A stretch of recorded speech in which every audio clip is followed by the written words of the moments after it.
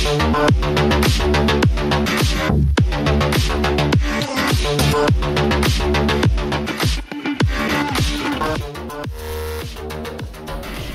Show se poursuit, mesdames et messieurs. On continue notre discussion autour de l'entretien que nous a accordé Monsieur Ahmed Attaf et on va direction Paris où l'on retrouve Monsieur Yann Brossa, sénateur PCF. Bonsoir. Bonsoir. Merci d'avoir accepté notre invitation ce soir. Ça me permet de voir. Okay. Alors, Monsieur Yann Brossa, vous avez certainement écouté l'intervention de Monsieur Ahmed Attaf juste avant la pause. Il disait, concernant l'accord de 68, c'est une affaire franco-française, elle ne concerne que la partie française. Qu'en pensez-vous? J'entends évidemment ce qu'il dit. Ce que je sais, c'est que comme Français, attachés aux intérêts de mon pays, je pense que ça n'est pas notre intérêt de raviver les plaies de la guerre d'Algérie. Moi, j'ai été très choqué par cette résolution, choqué d'abord qu'une majorité se dégage pour voter une proposition émanant du Rassemblement national, c'est-à-dire de l'extrême droite. Longtemps, il y a eu dans notre pays une espèce de cordon sanitaire qui faisait qu'on ne votait pas des résolutions venant de l'extrême droite. Et sur le fond, choqué parce que c'est une résolution qui a une visée idéologique qui consiste à vouloir faire marcher l'histoire en arrière et à donner le point aux nostalgiques de l'Algérie française, des terroristes de l'OAS. Et je pense que ce n'est pas l'intérêt de la France et l'intérêt des Français de créer cette ambiance-là dans notre pays en ce moment. Est-ce que vous pensez, Yann Brossa, que l'extrême droite vise aujourd'hui à torpiller ces relations entre Alger et Paris, des relations que Paris souhaite, selon les dernières informations qu'on a, apaiser? Effectivement, et vous avez raison de le dire, il y a eu ces dernières semaines des propos du nouveau ministre de l'Intérieur, M. Nunes, qui étaient plutôt des propos d'apaisement. Il a signifié une volonté de rétablir le dialogue avec l'Algérie et tout ça me semble être de bon sens. Et là-dessus est arrivée cette proposition de résolution émanant de l'extrême droite française. Ce que je trouve profondément choquant, c'est que la droite dite républicaine et une partie de la Macronie a voté cette résolution. Et c'est ce qui a fait qu'elle a pu malheureusement obtenir une majorité des voix à l'Assemblée nationale. Mais surtout, ce que je voudrais dire, c'est que cette résolution, elle est mauvaise, pas seulement parce qu'elle réécrit l'histoire, elle falsifie l'histoire, elle vise à nier les horreurs de la colonisation, mais surtout, elle est mauvaise pour la cohésion de notre pays, la France. Vous savez, moi, je suis élu de Paris. Dans ma ville, dans Paris, un quart de la population est née à l'étranger, et parmi ces étrangers, il y en a 65 000 qui sont nés en Algérie. Et nous vivons bien ensemble, je le dis comme élu du 18e, comme élu de Barbès, nous vivons bien ensemble et nous savons ce que nous devons à ces milliers d'Algériens qui ont fait leur vie à Paris, qui ont fait leur vie à Barbès, à la Goutte d'Or. Et donc, créer une espèce de suspicion vis-à-vis des Franco-Algériens, vis-à-vis des Français qui viennent d'Algérie, tout ça me paraît profondément contre-productif, me paraît profondément mauvais, vicieux, et je pense vraiment que c'est une tentation dont il faut se garder à tout prix. Monsieur Brossa, bonjour. Bonsoir. Bonjour. Qu'on soit d'accord que Marine Le Pen, que le Rassemblement national soit une droite charognarde, que ça soit du cannibalisme politique, on est tout à fait d'accord, vous comme moi, comme je pense les gens sur ce plateau. Par contre, là où je ne suis pas d'accord avec vous, c'est que vous me dites que ce plafond de verre, en quelque sorte, ce socle a été battu cette fois-ci à l'Assemblée nationale dû à la proposition de vote qu'ils ont donnée. Moi, je pense qu'elle a été aussi possible due à l'absentéisme des députés de gauche contre la présence à 100% des députés de droite et d'extrême droite. Et je pense que il y a eu 185 votes pour, 184 contre sur 577 députés, donc il y avait à peu près plus de 200 absents. Est-ce que vous ne pensez pas que malheureusement, quand on parle de l'Algérie et justement des affres de la colonisation, il n'y a qu'un parti, en quelque sorte, qui se sent concerné et qui met toute son énergie dedans pour, justement, donner des fausses informations et essayer, justement, de propager ce cannibalisme, encore une fois, politique, pour propager des fausses informations. Peut-être, en tout cas, il y a eu néanmoins, pour avoir suivi les débats, des députés de gauche qui sont montés au créneau et qui ont dit les choses de manière très claire. Je suis d'accord, mais pas tous, malheureusement pas tous. Peut-être, vous avez sans doute raison de le dire, mais ce sur quoi je voudrais insister, c'est que ce ne sont pas seulement nos relations avec l'Algérie qui sont posées par ce vote. Ce sont les relations entre les Français, parce que 10% des Français entretiennent d'une manière ou d'une autre un lien avec l'Algérie. Et c'est un vote, c'est une ligne politique qui fait du mal à la France parce qu'elle divise la France, tant la France est un pays mélangé, un pays dans lequel d'ailleurs beaucoup d'Algériens, de Français d'origine algérienne ont leur part.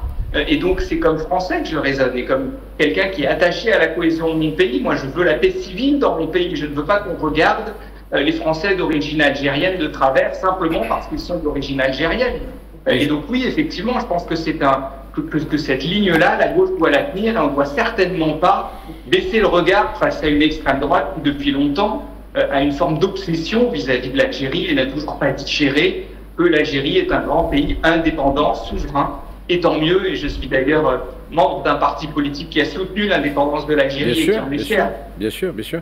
Merci à vous. D'ailleurs, j'ai même entendu, j'ai même lu que vous souhaitiez déposer une proposition visant à ériger un monument à Paris en hommage aux victimes algériennes de la Révolution, de la colonisation française. Donc déjà, merci à vous de la proposition. Vous confirmez cette information ? Oui, bien sûr. C'est une proposition que je fais comme candidat à la mairie de Paris. Moi, je pense qu'à Paris, nous avons besoin d'un monument qui reconnaisse les horreurs de la colonisation. Une fois de plus, parce que nous sommes dans cette période où certains veulent falsifier l'histoire. Nous avons une forme de révisionnisme historique en ce moment. J'ai encore en souvenir les propos que M. Retailleau avait tenus sur la colonisation en disant qu'elle avait des aspects positifs. Bien sûr. Enfin, il faut quand même mesurer ce à quoi nous avons affaire. La gravité de ces mots, je pense qu'une ville comme Paris, elle doit affirmer ses valeurs et ériger un tel monument, ce serait une manière de le faire. Vous qui êtes un élu de terrain, M. Brossard, et après je laisse la parole à mes collègues, vu que vous qui êtes un élu de terrain, est-ce que vous ne pensez pas aussi que vendre, en quelque sorte, entre guillemets, vendre la détestation de l'Algérie, c'est vendeur actuellement malheureusement en France, et il y a deux sujets, il y a des chaînes d'ailleurs qui sont en continu dessus, et je ne vais pas citer le groupe Bolloré, mais parler de l'islam à un moment c'était très très vendeur, maintenant, enfin critiquer l'islam c'était très très vendeur, maintenant critiquer l'Algérie c'est devenu très très buzzer. Est-ce que vous ne pensez pas justement que tout ça est dû à Retailleau et sa clique qui en ont fait des masses sur ça? Si, vous avez évidemment raison de le dire. En même temps, c'est une stratégie qui est vieille comme le monde. C'est la stratégie du bouc émissaire. Et vous savez, on est dans une période en France où on a eu beaucoup de débats sur les questions fiscales, la répartition des richesses. Remettre sur le devant de la scène les questions de l'immigration, les questions de l'Algérie, c'est une manière de détourner le regard. De détourner l'attention sur ce qui est apporté sur la question sociale. C'est une stratégie de diversion pathétique, mais finalement assez classique. J'avais juste une question, Yann Brossard, Badiskini-Nissa. Bonsoir, et merci d'avoir accepté l'invitation. Moi, au-delà de la résolution qui est purement populiste, c'est vraiment une affiche électorale, plus qu'autre chose. Donc ça, entendons-nous là-dessus, puisqu'elle émane effectivement des descendants de l'OAS.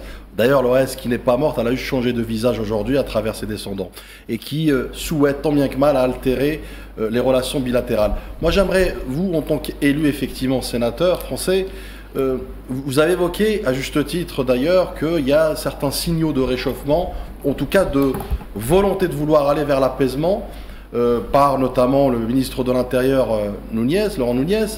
Mais est-ce que vous ne pensez pas qu'aujourd'hui, en même temps, le fameux mot en même temps, il y a une certaine tonalité d'ambivalence, tonalité officielle d'ambivalence, notamment entre membres du gouvernement, puisque autant l'OAS et ses descendants, on peut comprendre cette bonne guerre, ils essayent tant bien que mal, autant cette ambivalence qui crée de l'ambiguïté au sein même du gouvernement, puisque je rappelle, le ministre du Transport a évoqué des mots, notamment il s'est donné le titre d'historien, d'une manière fallacieuse. Vous avez aussi le Premier ministre Le Cornu qui, à chaud, a réagi sur justement cette résolution populiste pour dire effectivement que les accords doivent être renégociés. Est-ce que vous ne pensez pas qu'effectivement il y a une espèce de dichotomie, une espèce de bérésina politique au sein même du gouvernement où il y a à un moment donné besoin de siffler la fin de la cour de récréation? Je pense en tout cas qu'il faut siffler la fin de la récréation. Vous avez raison de le dire. Il y a du débat, y compris au sein du gouvernement, y compris au sein de nos assemblées, à l'Assemblée nationale comme au Sénat, sur la question de nos relations avec l'Algérie. Moi, ce que je souhaite, c'est qu'une ligne raisonnable puisse l'emporter. Il me semble effectivement que les signaux qui avaient été envoyés par M. Nunez allaient dans le bon sens parce qu'ils permettaient justement de reprendre le chemin du dialogue et de ne pas en rester aux provocations permanentes qui émanaient de l'ancien ministre de l'Intérieur, Bruno Retailleau. Et donc, si cette page pouvait enfin être tournée pour renouer des liens de coopération, ce qui n'exclut évidemment pas que l'on mette un certain nombre de différends sur la table, ça me semblerait être bien préférable. En tout cas, comme parlementaires, et nous sommes heureusement un certain nombre sur cette ligne, nous allons évidemment l'aider pour cela. Et peut-être une dernière question, est-ce que vous pensez qu'aujourd'hui, effectivement, il y a un clivage gauche-droite ou une idéologie ou une boussole politique au sein de la classe politique, quand je vois que cette résolution, encore une fois populiste, a vu le jour aussi par rapport à ce que tu disais tout à l'heure, Mehdi, l'absence caractérisée de plusieurs partis, mais surtout aussi le soutien à titre d'exemple, de Horizon, Édouard Philippe notamment, qui aujourd'hui s'est rallié à cette extrême droite pour porter une logique identitaire, lui qui, rappelons-le, a des accointances avec le Maroc, à travers sa ville, à travers la communauté marocaine, le Merzen. Donc est-ce que vous pensez qu'effectivement cela contribue à peut-être d'abord contrecarrer le plan de réchauffement des relations, mais surtout aussi de finalement dire que la classe politique française aujourd'hui n'a pas de repères? Il y a un clivage droite-gauche qui est quand même assez clair. Enfin, quand on regarde la répartition des votes à l'Assemblée nationale sur le sujet, et je le vis également au Sénat, le clivage il est assez net. Mais vous citiez Édouard Philippe, vous citiez la droite. Ce qui est fou dans cette affaire quand même, c'est de voir une droite qui se revendique gaulliste mêler ses voix aux descendants de l'OAS qui, quand même, l'OAS a voulu assassiner le général de Gaulle au travers un attentat. Et donc, tout cela est quand même assez hallucinant. C'est un renversement de l'histoire que je trouve assez effarant. Enfin, Monsieur Tabarot, le ministre des Transports, Monsieur Tabarot, nous ne laisserons pas la faire. Monsieur Brossat, Monsieur Tabarot, ministre des Transports, dont son père est un membre fondateur de l'OAS à Oran, a quand même cité le général de Gaulle il y a 15 jours de ça, et en disant qu'il ne devait pas... Enfin, quand on cherche le ridicule, on n'a pas besoin de chercher bien loin, on tourne autour de DLR et de Retailleau et on trouve beaucoup de ridicule. C'est un cirque à ciel ouvert de toute façon, mais et qui fait même pas 4% aux dernières élections présidentielles, je tiens à le signaler. La seule chose aussi que moi je trouve qui est dommageable, c'est que, comme l'a si bien dit notre ami Bédis, c'est que justement cette gauche, en quelque sorte, elle n'est pas assez unie face à cette droite qui s'unit contre toute attente, dans toute la droite complète est en train de s'unir contre toute attente pour justement avoir en ennemi commun l'Algérie. Par exemple, l'affaire du vol, je vais le dire, du Louvre, où maintenant, je ne sais pas si vous avez remarqué, on parle de bijoux, on parle d'Algérie dans le Louvre. Demain, il va y avoir, je ne sais pas moi, un accident sur l'autoroute A1. On va dire que c'est l'Algérie qui a envoyé de l'essence au sol pour faire déraper les voitures. Enfin, moi, personnellement, je n'ai rien à voir avec l'affaire du Louvre. Je suis algérien, pour vous dire, parce que je fais des allers-retours sur Paris. On ne sait jamais. Je n'avais pas de doute là-dessus. Hein. Si Retailleau nous écoute, voilà, monsieur Retailleau, moi, les bijoux de la France, j'en ai pas besoin. Juste pour, voilà, est-ce que vous ne trouvez pas que cette désunion de la gauche est malheureusement problématique aujourd'hui face à cette union grandissante de l'extrême droite française qui a englouti la droite dite classique française. Et qui impose un agenda politique. Merci Badis. Vous avez vu comment on s'entend bien, Badis et moi? Si, mais bien sûr. Après, pour être tout à fait franc, il n'y a pas que le dossier algérien qui pâtit du fait que la gauche n'est pas suffisamment unie en France. En tout cas, on a encore du boulot d'ici 2027. Moi, ce que je souhaite bien sûr, c'est que face à une droite de plus en plus extrémisée, la gauche soit capable de se rassembler, de s'unir, parce que c'est le seul moyen, y compris d'éviter demain une victoire de l'extrême droite en France, d'une extrême droite raciste. Elle le montre tous les jours, elle l'a montré avec cette résolution qu'elle a fait adopter à l'Assemblée. Donc oui, bien sûr, il faut qu'on retrouve rapidement le chemin de l'union, mais vous savez, on est parfois capable d'un certain nombre de surprises. On a été capable de faire cette union aux dernières élections législatives, ce qui nous a valu d'ailleurs en tête à l'issue du second tour. Donc on va y travailler et moi je pense qu'on peut y arriver.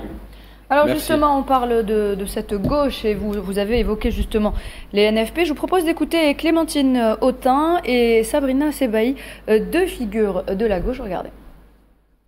Je sors à l'instant de l'hémicycle de l'Assemblée nationale et je suis révoltée, choquée, comme tous les députés de gauche et écologistes, parce qu'une proposition de résolution pour en finir avec les accords qui nous lient à l'Algérie depuis 1968 vient d'être adoptée. C'était une proposition dans la niche parlementaire de l'extrême droite qui aujourd'hui fait l'ordre du jour de l'Assemblée.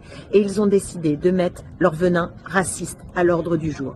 C'est évidemment un parti qui est héritier de l'OAS, qui nous présente un texte qui, au fond, n'est mu que par la haine des étrangers et par la négation de 132 ans de colonisation en Algérie.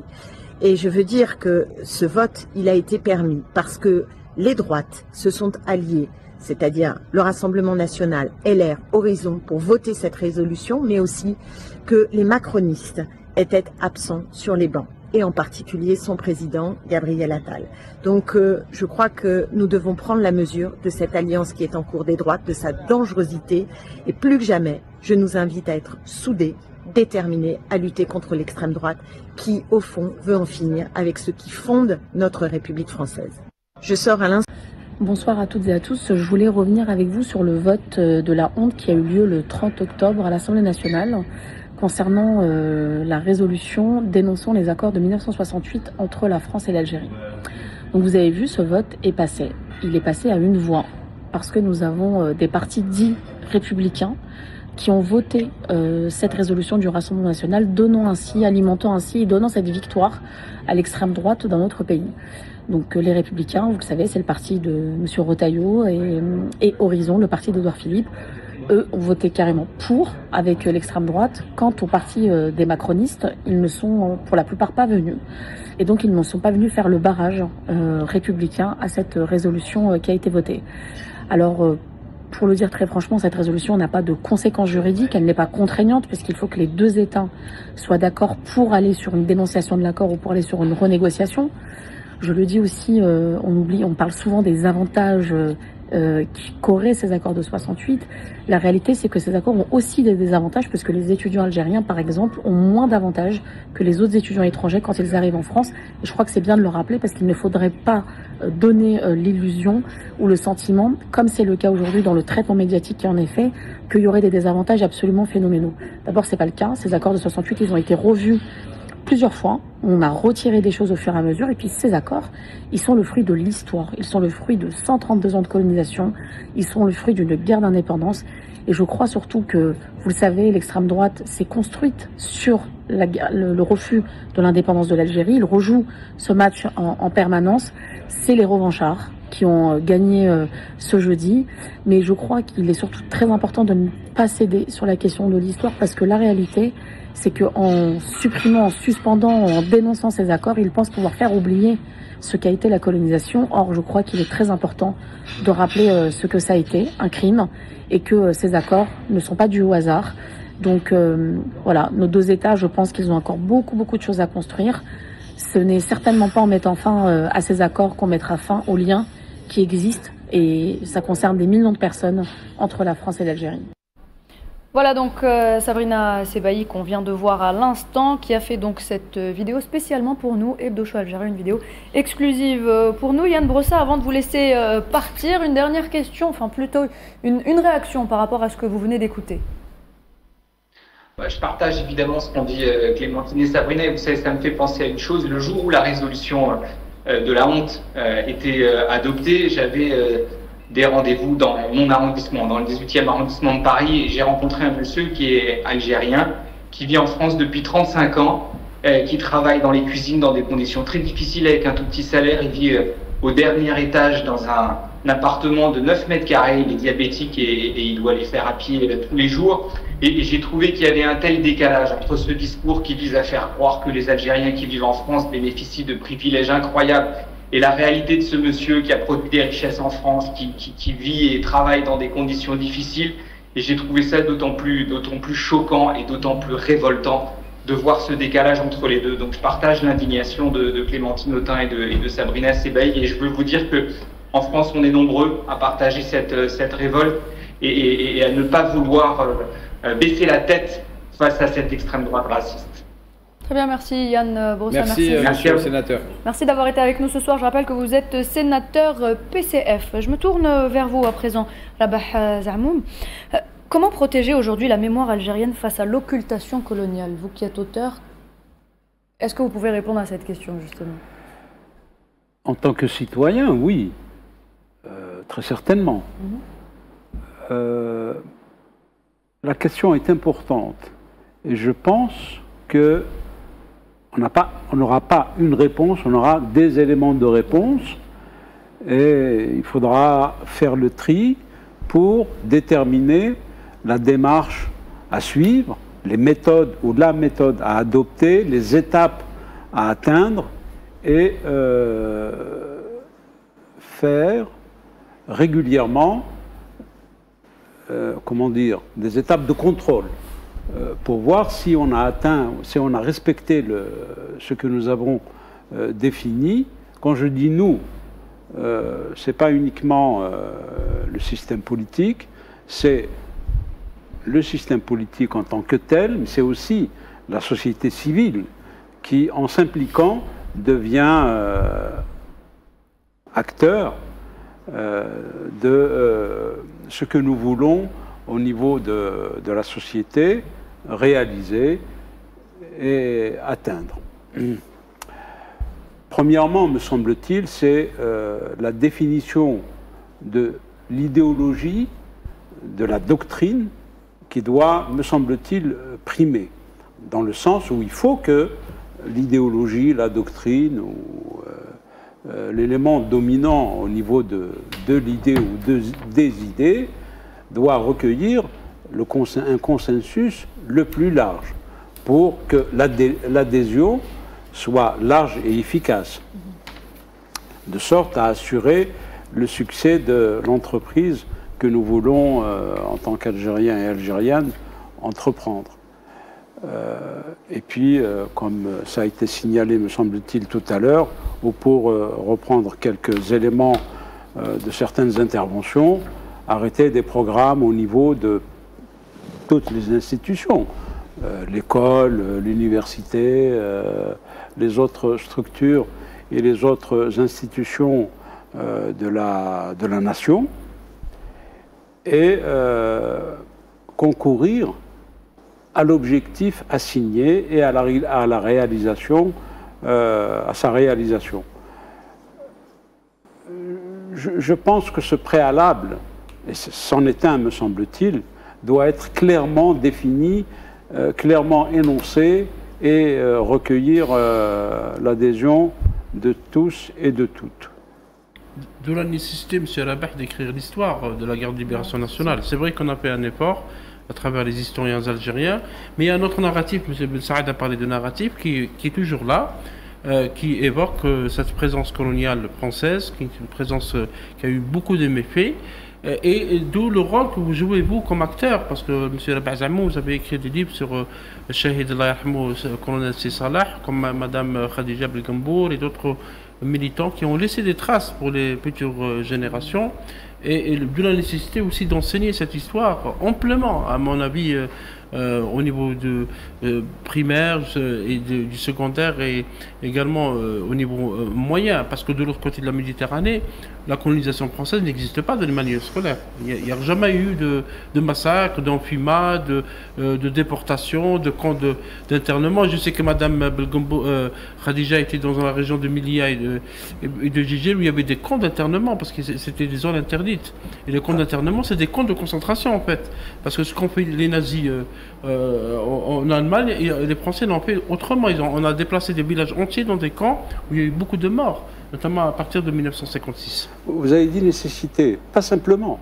Il y a l'urgence aussi d'écrire l'histoire. Et il faut toujours se poser les questions de savoir comment écrire l'histoire, avec qui, etc. J'avais dit tout à l'heure, je m'étais permis de dire qu'un mensonge 100 fois répété devient une vérité. Cette phrase n'est pas de moi, évidemment. Mais quelle histoire écrire? Avec quels outils? Quels documents d'archives? Vous comprenez ce que je veux dire? Bon, sans trop m'étendre sur cela. Je vais vous dire ce qui me choque présentement, chez nous, en Algérie, en tant que citoyen évidemment, c'est qu'il y a encore des sigles d'entreprises publiques, privées aussi. Il y a dans notre quotidien des signes importants. Quand je dis signes, c'est des messages évidemment, en bleu, blanc, rouge. Il y a même puisqu'on parle d'édition, une maison d'édition dont le logo est en bleu, blanc, rouge. C'est dramatique. Dans les rues de la capitale, d'autres villes évidemment d'Algérie, des fois le drapeau national, je veux dire gentiment, est sale, déchiré. Malmené. Merci beaucoup. Il m'arrive de faire la remarque au policier qui est devant l'institution au-dessus de laquelle le drapeau est déchiré ou sale. Je lui fais la remarque. Je lui dis, bon, le drapeau, je lui dis, smahli, drapeau m'gata. Il me dit, oui, qu'est-ce que je fais? Je lui dis, mais enfin, vous êtes policier. Des fois, je le dis avec énervement. Ce n'est qu'après que je me rends compte que je me dis, mais enfin, je m'adresse à un policier, je m'énerve. Il peut m'arrêter pour cela. Et je le fais même au palais du gouvernement, parce que j'habite pas très loin. Quand je passe, je dis drapeau m'gata. Après le policier, quand c'est le policier qui est là, quand je passe par là, de loin, il me salue en me disant Ya'tek saha. Mais je le fais en tant que citoyen, que simple citoyen. Vous comprenez ce que je veux dire? Mais il y a beaucoup de choses qui ont été quand même changées. On a enlevé par exemple le français, la langue française de beaucoup d'institutions. On essaie justement au fur et à mesure on va dire, beaucoup plus aller dans le sens de l'histoire que nous avons. Tout n'est pas parfait, c'est une certitude, oui. Mais nous allons justement dans le bon sens. Excusez-moi, je ne suis pas au même niveau d'information que vous, évidemment. Mais je me demande où nous voulons aller avec la langue française que nous avons utilisée depuis, parce que c'est un héritage, comme on dit. C'est un butin. Oui, merci.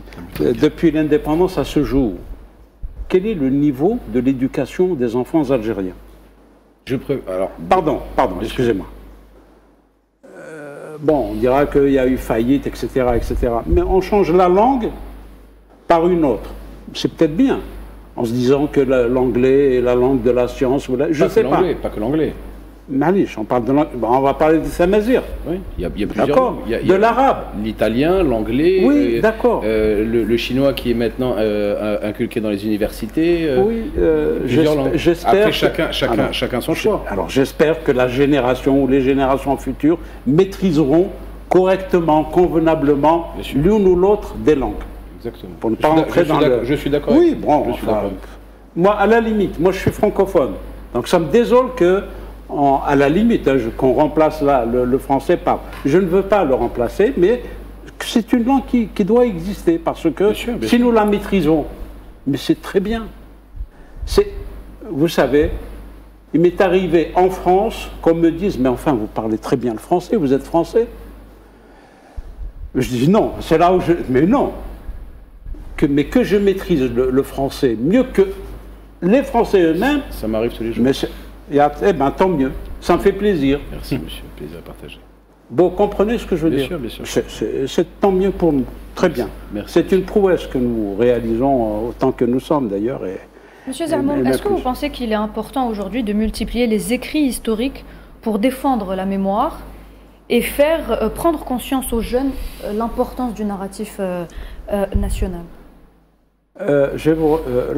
Lorsque j'avais entamé le travail de recherche que j'ai réalisé sur la guerre de libération nationale et le parcours de ce Salah, le colonel de la Wilaya 4, ça remontait loin. Quand je disais non, je ne peux pas, je suis en train de travailler, je fais des entretiens, des interviews, etc. J'avais des camarades qui me disaient « Wesh, mezelek ». Je le dis maintenant en 2025, mais c'est choquant. Lorsque des Algériens comme moi me faisaient cette remarque. Mais tu travailles, tu écris, tu fais de la recherche sur la guerre de libération nationale. Mais bien sûr, madame, que nous devons, c'est une obligation pour nous, à la mesure du possible, comme on dit. Et il m'arrive de dire à des gens que je rencontre au village ou ailleurs, je dis, mais écrivez, puisque vous avez des connaissances, vous avez encore la mémoire de... Alors certains me disent, oui, mais je ne peux pas être... Je dis, mais enfin, donnez au moins la matière à ceux qui peuvent écrire.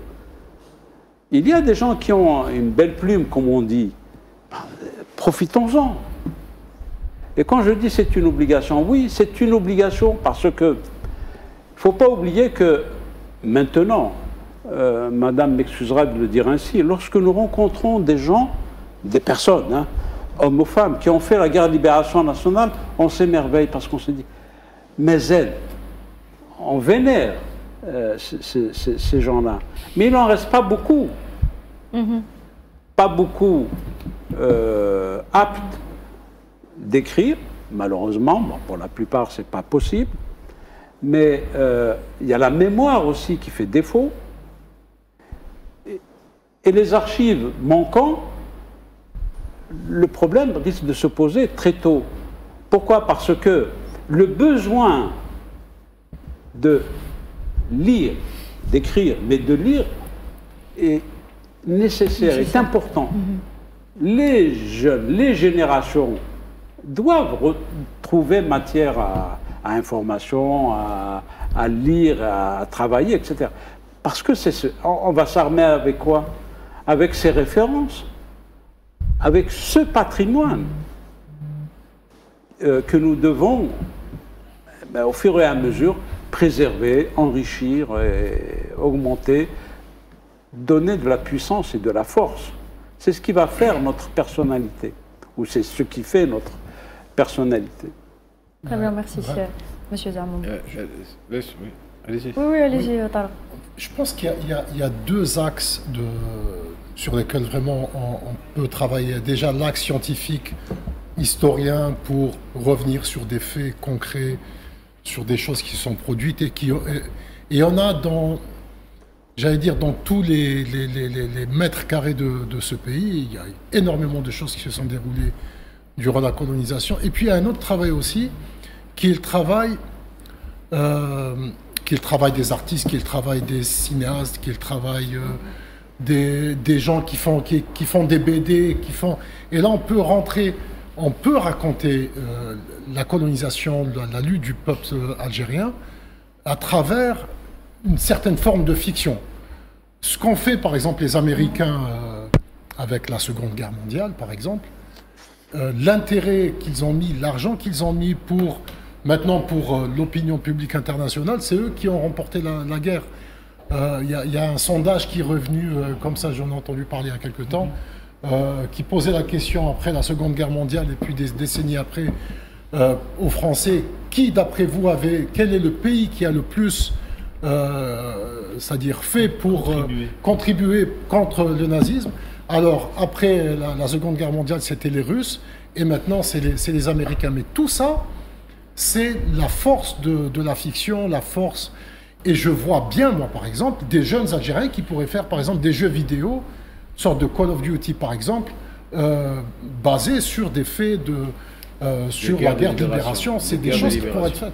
Pardon, excusez-moi, hein. Oui, Nous venons de fêter le 1er novembre, déclenchement de la guerre de libération nationale. Hein. La proclamation, le texte qui a été élaboré, publié, donc rendu public après, proclamation au peuple algérien, aux militants de la cause nationale. Il commence ainsi. À vous qui êtes appelés à nous juger. Je parle des militants du CRUA, de l'OS, etc., qui ont fait ce texte. À vous qui êtes appelés à nous juger. C'est la première phrase. La dernière phrase, c'est quoi? Nous, résolus à poursuivre la lutte, nous donnons le meilleur de nous-mêmes à la patrie. Le texte termine exactement ainsi. Et nous, aujourd'hui, que nous reste-t-il à faire? Que devons-nous faire? Est-ce que la proclamation, le texte de la proclamation du 1er novembre, je ne parle pas des textes du congrès de la Souma, mais est-ce que le texte de la proclamation du 1er novembre est enseigné dans les écoles?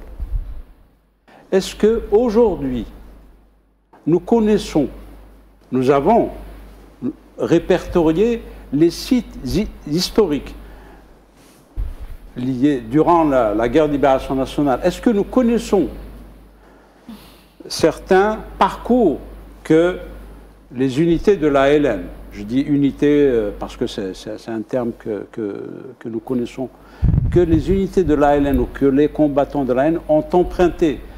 Est-ce que nous pouvons faire des circuits touristiques?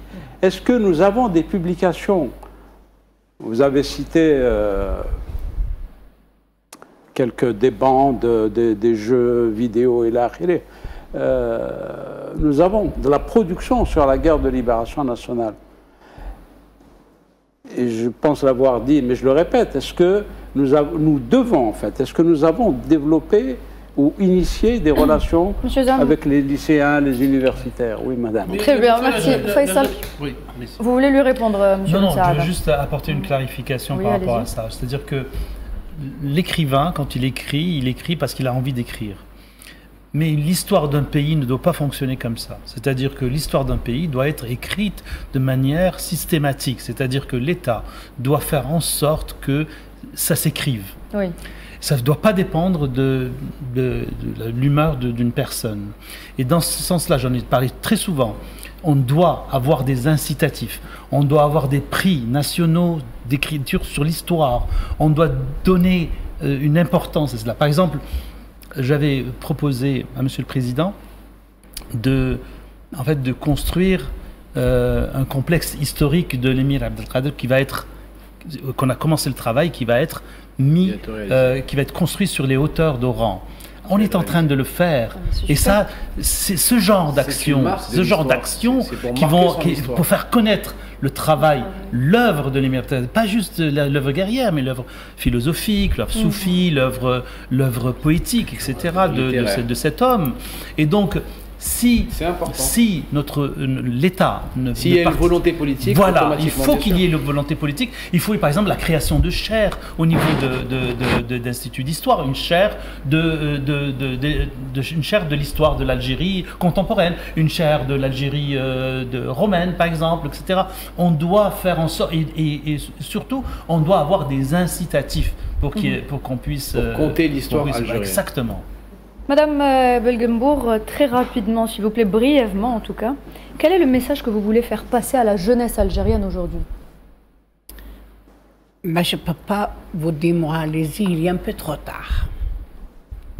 Moi, lorsque j'étais recrutée comme agent de liaison dans un camp de concentration, il y avait une certaine discipline à la maison. J'étais élevée dans une famille conservatrice. Les lois de l'ALN, la création de l'ALN, c'était des lois. Mais après 62, le niveau est très bien élevé. Moi, je n'ai pas été à l'école. Où ce que j'ai appris les soins au maquis, l'école, j'ai appris à Omarva, l'école, la chaise. Comment que je suis devenue infirmière? Parce que ma mère, elle était blessée, je vivais dans une grotte inaccessible. Donc il fallait la soigner. Oui. Ma mère, elle a été blessée après le ratissage de 57, de 15 jours. En plein mois de janvier. On n'avait ni le moyen de transport, ni le téléphone. Ce qu'il y a, on était disciplinés. On suivait le Moudjahidine de près. Parce que moi, personnellement, surtout les filles, je les admirais. Elles venaient des grandes villes, ils ont fait des études. Ils nous parlaient en arabe parce qu'on ne parlait pas français. Ils nous faisaient comprendre pourquoi ce sacrifice. Mais c'était des jeunes qui ont fait la révolution. Oui.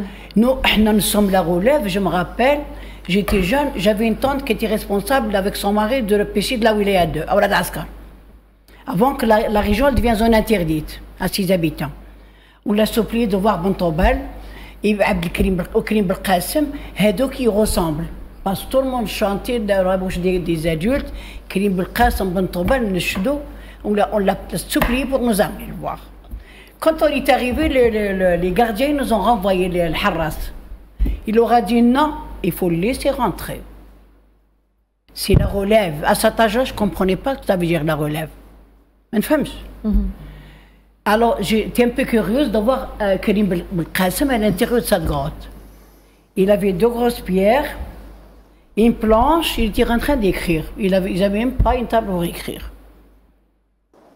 Ils n'avaient pas de quoi manger, il fallait leur ramener des œufs bouillis toute la journée. On ne pouvait pas sortir parce que l'aviation, elle était là. Parce que la région des zones interdites, c'est l'aviation qui nous a fait la guerre. Oui. Je connais qui c'est qui donnait les informations. Qui c'est qui surveillait l'armée où est-ce qu'elle était. Où elle arrive, où elle n'arrive pas. C'était des jeunes enfants. Des jeunes très pauvres. Ils vivaient d'un montant, une chèvre à la maison, peut-être 2 poules.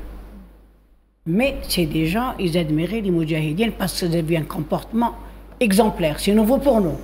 Moi, je les voyais.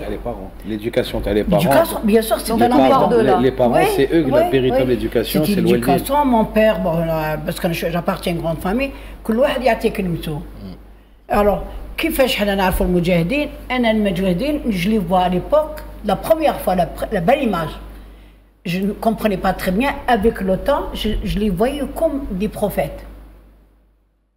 La sagesse, le comportement, l'accueil. La bravoure. Des héros. Mais comme le Malik, on dit Sahaba. Petit à petit, bon, ces gens-là, je les vois. J'essaye de m'approcher un peu, parce que je les admirais. Oui. Parce que s'il n'y avait pas ces gens-là, l'armée française, elle aurait pu exterminer les enfants. Et sans merci, aucune pitié. Justement, madame, vous me disiez tout à l'heure, je me permets de vous interrompre, vous m'avez dit quelque chose de très important, que je voudrais que vous partagiez avec les auditeurs, auditrices, mais surtout les téléspectateurs aujourd'hui, et surtout les jeunes. C'est d'où la question tout à l'heure de Nouhad. Vous avez évoqué le fait que la France systématiquement assassinait les enfants, parce qu'elle considérait qu'ils allaient devenir des futurs maquisards. Oui. Justement, est-ce qu'on peut faire le parallèle avec ce sacrifice et aujourd'hui cette jeunesse? Oui, mais je viens de vous le dire, la jeunesse, c'est à la maison. C'est la jeunesse, ma jeunesse, mon époque, on était bien disciplinés avec les parents. Il y a une seule personne qui gère la maison, et la plupart des familles ont beaucoup d'enfants. Et puis là, ils ne sont pas très riches non plus. Ils nous ont appris, nos parents, de partager notre nourriture, ce qu'on peut avoir à la maison avec les maquisards. Les maquisards, quand on les voit, quand ils passaient, on était tout contents. Et on les voit armés, parce que s'il n'y avait pas l'Aïlen à l'époque, comment on peut faire la guerre les jeunes? Qu'est-ce qu'il nous a, il va montrer l'ennemi, il a mis. C'est vrai.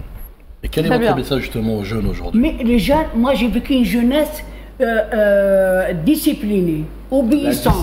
Donc c'est la discipline, votre message à la jeunesse l'éducation des parents. Et l'engagement. Oui, et l'engagement. Merci. L'engagement, je ne comprenais pas très bien parce que j'étais trop jeune. Jusqu'au jour où ils m'ont touché dans la famille. Ils ont tué mes amis d'enfance. Ils ont tué des petites filles, des bébés dans les grottes avec leurs parents. Ah, c'est horrible. L'armée coloniale, elle n'a pas fait cadeau à la population. En tout cas, surtout c'est par malheur. Ils tuaient un soldat. L'armée française, elle vient tuer presque le village. Tout le monde a été ciblé. Comment que les dirigeants de ma génération, c'est une haine. C'est la même chose. En fait, c'est le système colonial. Exactement. Mais il y avait une haine. C'est pour ça, Madame Khadija Bengelmour, que l'Algérie exige aujourd'hui cette reconnaissance. Oui, mais il faut une relève. Bon, le relève, elle existe, mais elle est éparpillée.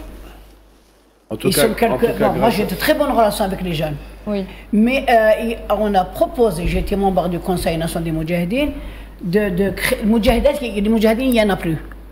D'aller dans les écoles. Il faut créer des centres. Comme ailleurs, moi j'ai vu dans les pays de l'Est, les enfants, les victimes de civils, c'est l'Iran qui les avait pris en charge. Alors, si on peut rendre service, on est très heureux. Un gosse, il va voir l'avion de très loin parce que les gens ils sont cachés. On vivait dans les grottes, on n'avait plus de maison. Très bien, merci Madame Khalida. Que vous êtes la fierté de mais l'Algérie. ça, mais Vous êtes la je souhaite. fierté, vous êtes la Non. fierté de l'Algérie. Non, je souhaite cette jeunesse qu'elle soit pas perdue parce qu'elle est perdue 80%. D'accord. Entre nous. Le message est peut-être passé. écrire tout ça, Madame Belgambo. Non. Il faudra écrire tout ça, cette histoire, il faut la raconter aux jeunes générations. Oui, mais ils ne donnent pas l'occasion. J'ai gagné le meilleur témoignage. Non, on aura l'occasion de vous réinviter Ouais, pour on en le faire. parler plus On va longuement. On va faire une Non, mais émission. pourquoi les Algériens, pourquoi notre télévision? Moi, j'aime pas la je suis très indépendante.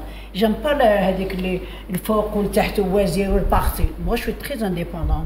On leur a proposé de faire le documentaire, la langue algérienne. Nous allons le devoir. J'ai pas besoin de venir un décor comme ça. Il faut aller sur place. Dans le dos. Très bien.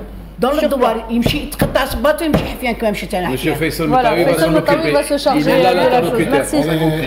Merci il faut- Madame Lui l'interlocuteur, c'est Khalida. Faisal Moutaoui et on va le suivre. يديك معاك في الدوار ويدير لك هذه Avec plaisir. Ça sera un تروحي honneur, معاه. madame. هذا هو فيصل مطاوي هو اللي يديك اعطي لها كلمه اعطي لها كلمه فيصل en direct tu es devant témoin اعطي Je لها vous donne كلمه ma parole. et tu fais un reportage et tu écoutes et tu fais le nécessaire C'est un devoir. ها هو الكلمه directement Je vais essayer de récupérer Moujadat, elle ne peut pas se déplacer. ما عليه هو يروح لهم معاك Sinon, je suis une paysane, j'appartiens à une femme, j'habite dans les montagnes, je ne sais pas ce que c'est le nationalisme. Madame Belgambo, Non. on est désolé, on est pris par le temps. Hein? On est pris par le temps. ça Là, y est, le pris Ouais. par- C'est bientôt la fin Ouais, de l'émission. Merci encore une fois d'avoir été avec nous. Faisal tu tiens parole hein Je tu tiens tiens parole Exactement. أعطى الكلمة. Exactement. أعطى Oui. الكلمة Oui. c'est bon Faisal Oui. Merci C'est bon, encore bien une sûr. fois d'avoir été avec nous. Monsieur Rabah Zamoum, merci à vous également d'avoir été des nôtres. Monsieur Ahmed Ben Saada, vous restez avec nous. Vous ne partez pas encore, mesdames et messieurs. On revient dans quelques instants.